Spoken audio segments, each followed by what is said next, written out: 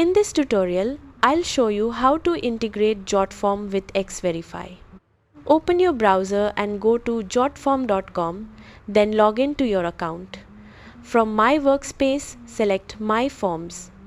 Click Create Form, choose Start from Scratch, and then select Classic Form. In the Form Builder, click Add Element and add the fields you need, such as full name, email, and phone. Next, click the Settings tab, then select Integrations. Search for Xverify and select the Xverify email integration. Click Add to Form, then open the widget settings. Enter your Xverify API key and configure any additional options, such as whether to allow unknown email addresses. Click Update to save your settings.